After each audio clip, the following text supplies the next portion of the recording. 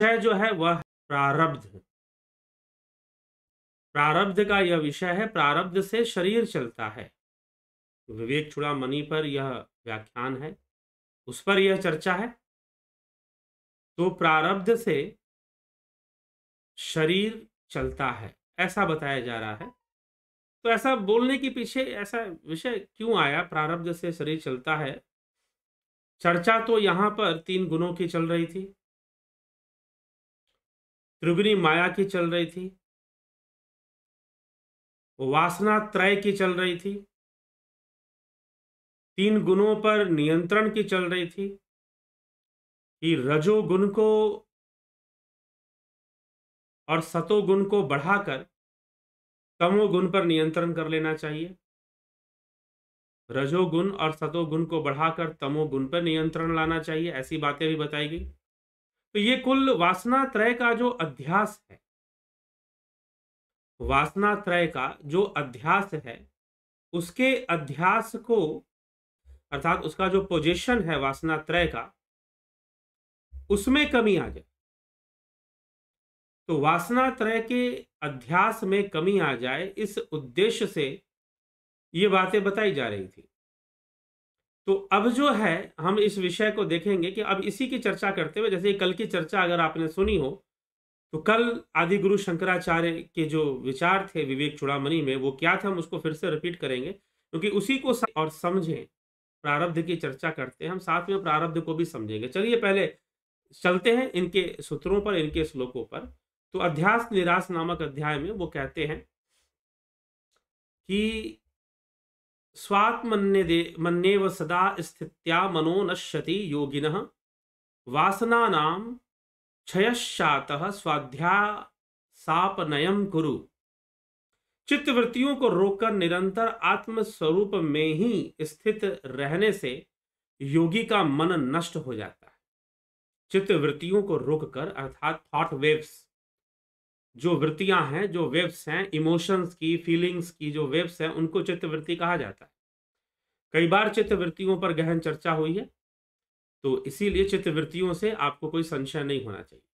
चित्तवृत्तियों का निरोध करके आत्म स्वरूप में स्थित रहने से योगी का मन जो है वो नष्ट हो जाएगा। क्योंकि मन है क्या? थॉट वेव्स ही तो मन है, डोमिनेंट थॉट वेव्स। जो विचारधारा हमारे ऊपर डोमिनेंट हो जाती है, हावी हो जाती है, वही हमारा मन होता है। ठीक है, तो अब आप कहेंगे खाने का कुछ मन कर रहा है, तो खाने से संबंधित, स्वाद से संबंधित विचारधारा जो है, फीलिंग जो है, वो आपके ऊपर हावी है, तो वो मन है। तो आत्मस्वरूप में स्थिर हो जाने से चित्तवृत्तियों का निरोध कर कर मन नष्ट हो जाता है। महर्षि पतंजलि ने भी यही कहा है, योगस चित्तवृत्ति निरोधा। और उसकी वासनाओं का भी क्षय हो जाता है, जो त्रय वासना है उसका भी क्षय हो जाता है। इसलिए अपने अध्यास को दूर करो। वासनाओं का जो अध्यास है, अध्यास मतलब पोजेशन, अध्यास का मतलब क्या है? पोजेशन। आपको किसी ने कब्जे में कर लिया, पोजेस कर लिया आपको, ठीक है। तो अब जो है हम इस व्याख्यान को फिर से आगे बढ़ाते हैं। थोड़ा सा कनेक्शन प्रॉब्लम बीच में आया था, इसलिए मैं रुक गया था। तो अब चल आगे बढ़ते हैं। तो यहाँ पर प्रथम श्लोक में ये कहा गया कि चित्तवृत्ति का निरोध करके आत्मस्वरूप में स्थिर रहने से मन नष्ट हो जाता है और वासनाओं का भी क्षय होता है, और इससे अध्यास को दूर किया जाए। अध्यास मतलब जो पोजीशन है, वासनाओं का जो पोजीशन है उसको दूर किया जा सकता है। यह त्रय वासना 3 गुणों से संबंध रखती हैं।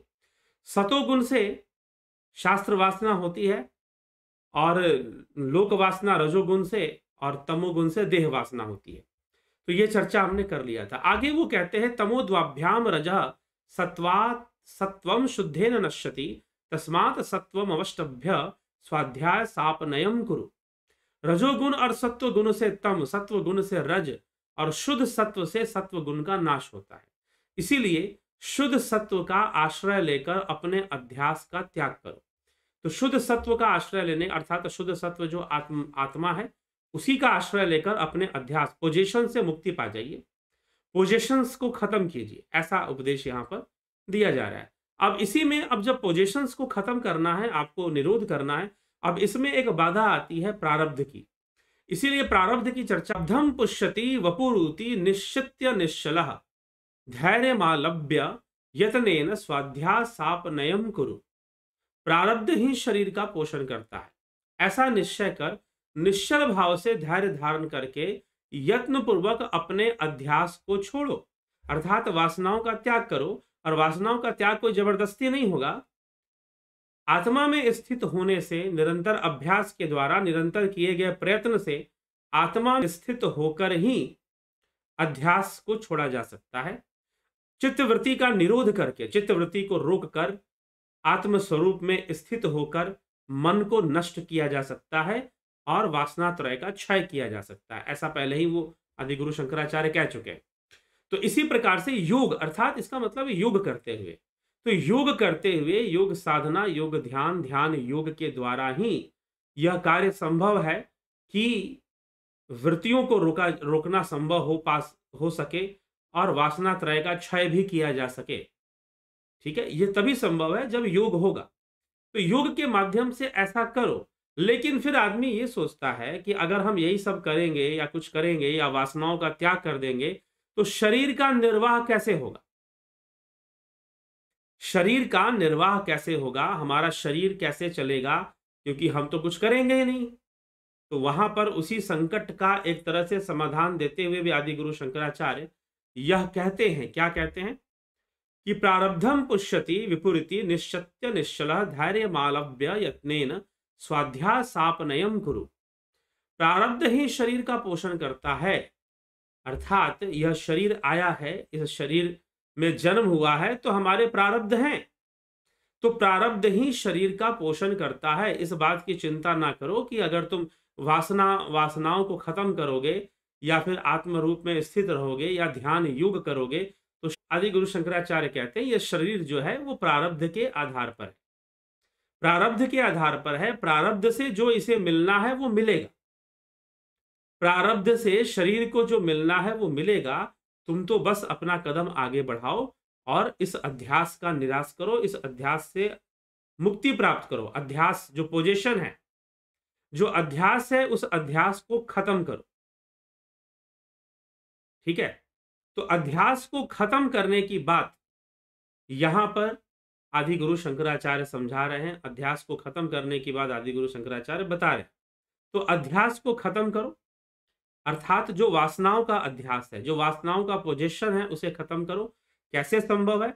चित्त वृत्तियों का निरोध करते हुए, उनको रोककर आत्म स्वरूप में स्थिति को बनाकर इनका इस अध्यास को खत्म किया जा सकता है। इस बात की चिंता मत करो कि शरीर का निर्वाह कैसे होगा। शरीर का निर्वाह तो प्रारब्ध से होगा। प्रारब्ध से जो मिलना है वह तो मिलेगा ही मिलेगा।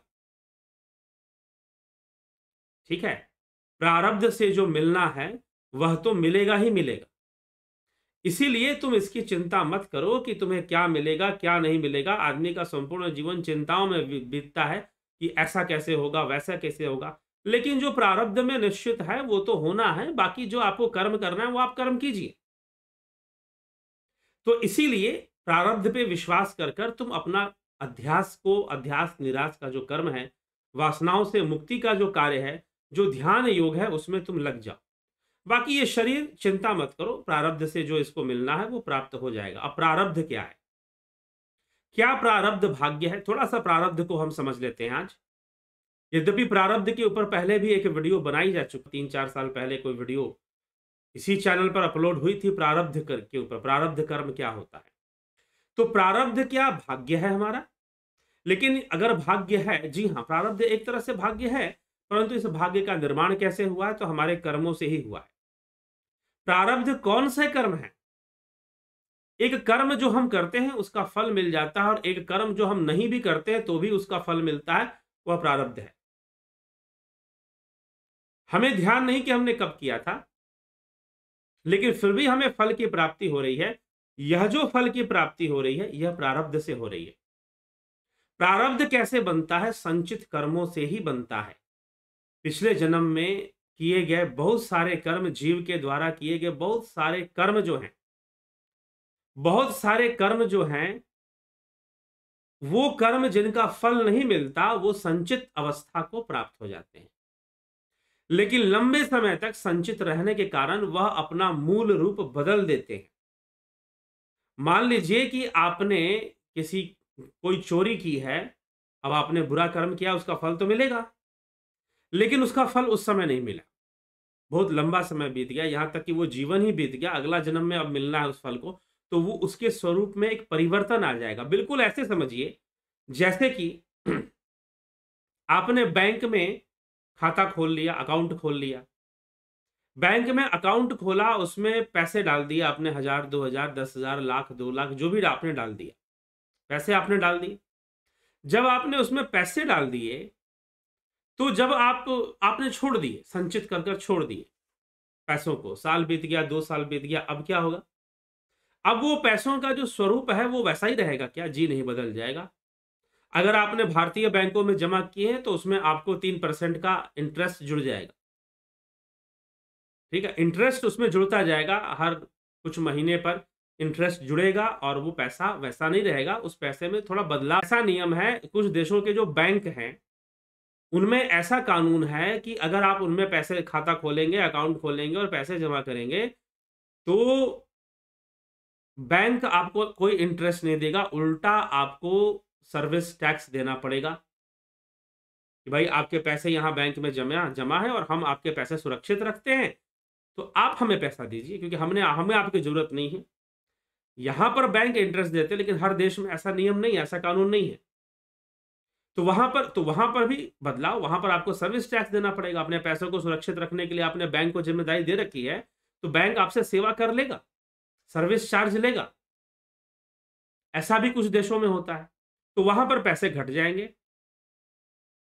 तो इसी प्रकार से जो कर्म संचित हो गए, जिन कर्मों का फल नहीं मिला, और जो कर्म संचित हो गए, अब वो जब बहुत लंबे समय बाद हमें मिलेंगे, या आने वाले पूर्व जन्म में मिलेंगे, पुनर्जन्म में मिलेंगे, तो जब उस तरह से वो फल हमें प्राप्त होंगे, तो वो जो फल हैं प्रारब्ध का रूप कहलाएंगे, वो प्रारब्ध रूप हो जाएंगे।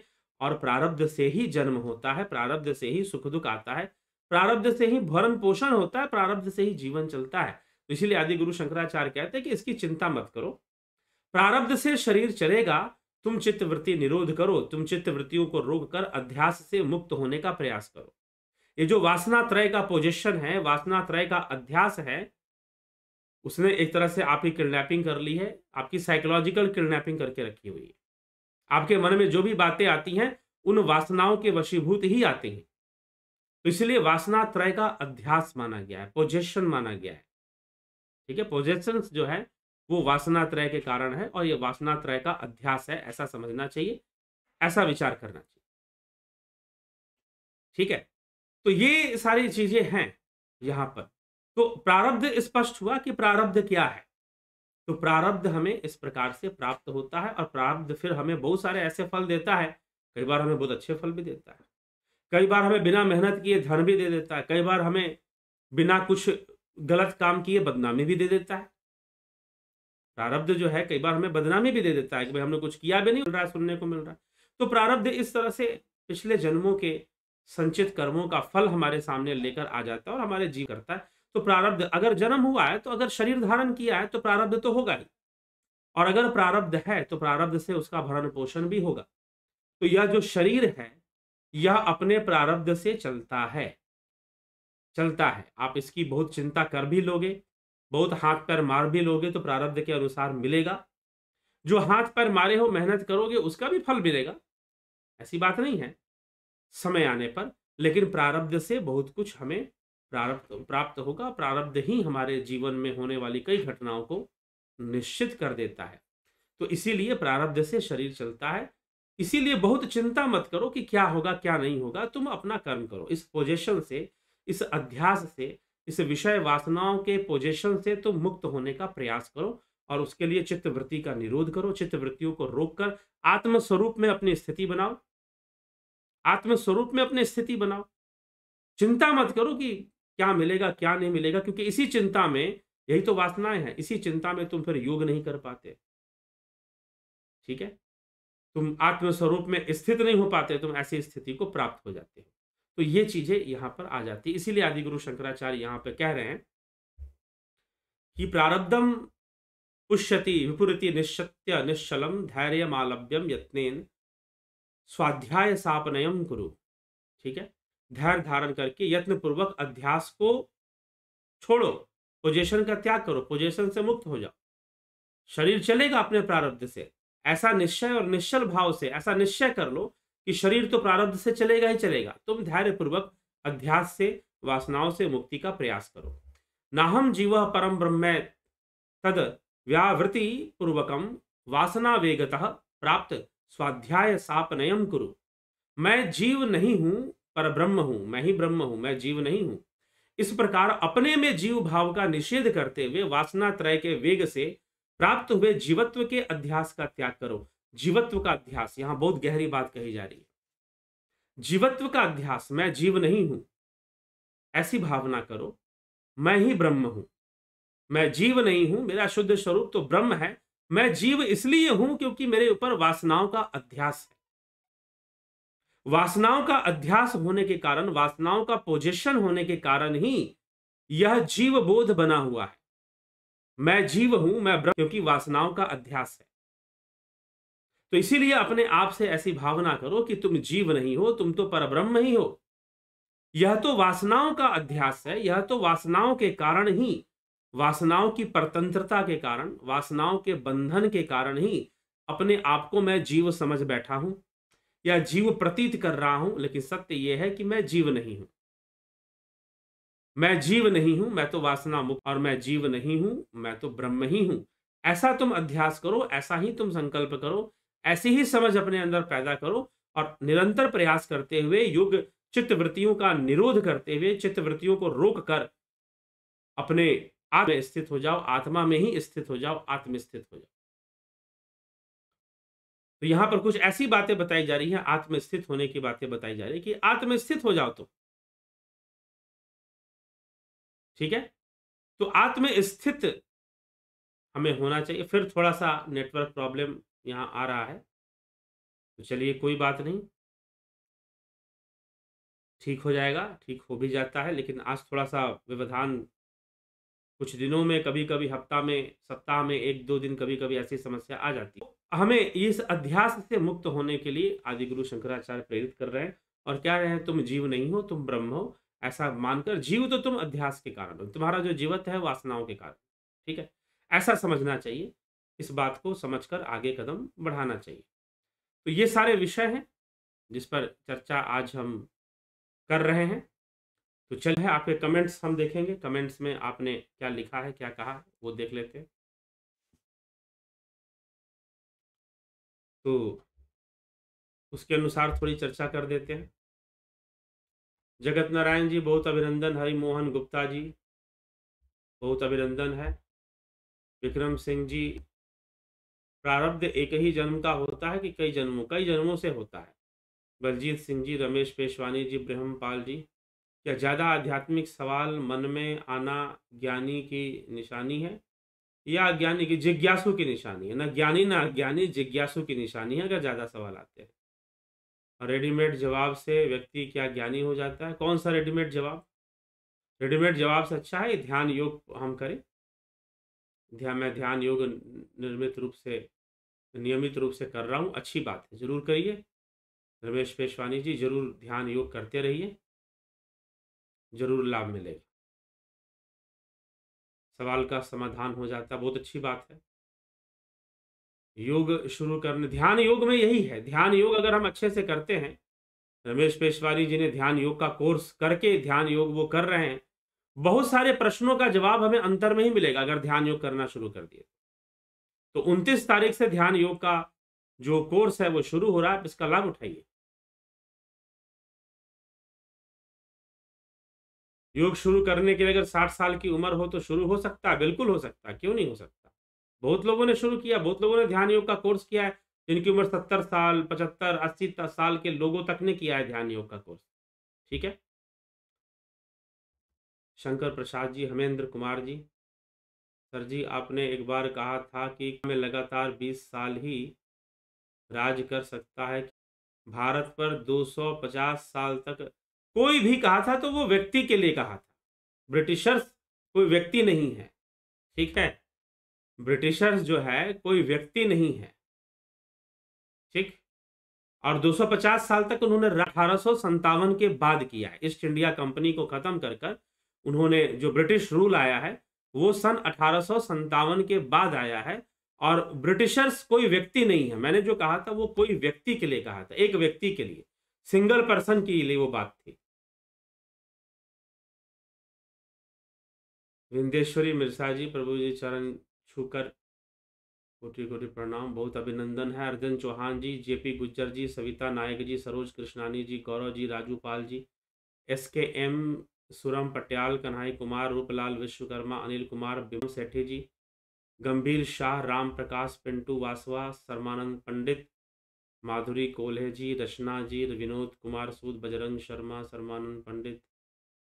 अगर मनोमय कोश निष्क्रिय हो जाए तो उसे कैसे सक्रिय किया जाए? वो कभी निष्क्रिय नहीं होता है, निष्क्रिय नहीं होता। निष्क्रिय का भान हो सकता है कि जैसे निष्क्रिय हो गया, लेकिन निष्क्रिय नहीं होता। जब तक जीवन है तब तक सक्रिय रहेगा। चंद्रेश्वर पांडे जी, शिवम भट्ट जी, सतीश कुमार, विज्ञान Shah, Amit Tiwari, Rakesh Marathe, the real facts, Bharat Chhablani ji, Yogendra Pandit ji, Darshan Pandya ji, Ganga Oli ji, Ajit अपराजित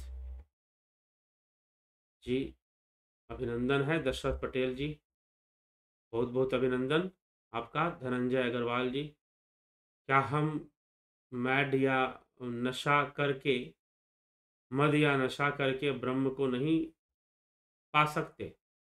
ब्रह्म को पाना तो दूर की बात, स्वयं को पाना होगा। स्वयं को कहाँ से पाएंगे जब नशे में धुत रहेंगे? शालिनी चौहान जी, परमात्मा और शुद्ध आत्मा में अंतर क्या है गुरु जी? कोई अंतर नहीं, वो हमेशा शुद्ध ही है। परमात्मा आत्मा हमेशा शुद्ध ही है।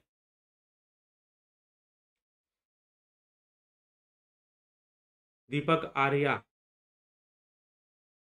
मेरी एज 44 है, मुझे OCD की मेंटल प्रॉब्लम है, ये प्रारब्ध के कारण है? जी हाँ, प्रारब्ध तो उसमें होता ही होता है, लेकिन प्रारब्ध, यही तो आज के उसमें समझाया गया कि प्रारब्ध को मानकर आप सब कुछ छोड़ नहीं सकते हैं ना। आपको जो उसके प्रति जो कर्म करना है वो करते रहिए। उस OCD को खत्म करने के लिए, उसका इलाज करवाने के लिए जो भी आप करना चाहते हैं उसे करना ही चाहिए। ठीक, तो ये बात समझने योग्य है। यहाँ पर थोड़ा सा कनेक्टिविटी प्रॉब्लम कंटिन्यू रहता है, फिर कनेक्ट हो जाता है, फिर प्रॉब्लम आ जाती है। तो ऐसा चल रहा है इस समय आज। कोई बात नहीं, फिर भी हम इस विषय को दोबारा कभी, प्रारब्ध के विषय को और अच्छे से चर्चा करेंगे। तो